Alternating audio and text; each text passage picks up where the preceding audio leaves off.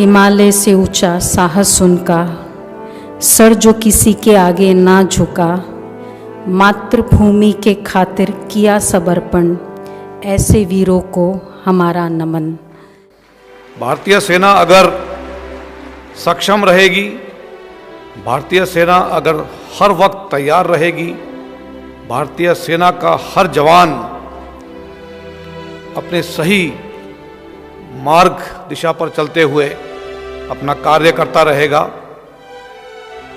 तो हम शांति प्रक्रिया बहाल करने में कामयाब होंगे।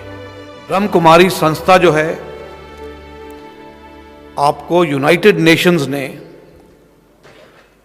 मैसेंजर्स ऑफ पीस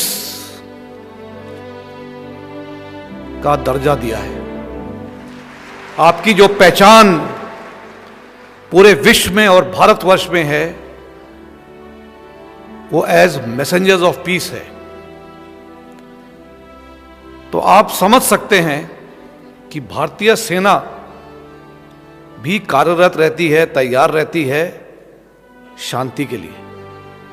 और आपकी जो संस्था है वो भी भारतवर्ष और पूरे विश्व में शांति कायम रखने की ओर कार्रवाई लगातार करते जा रही है। इसीलिए भारतीय सेना और आपकी संस्था में एक अद्भुत सा मेल है।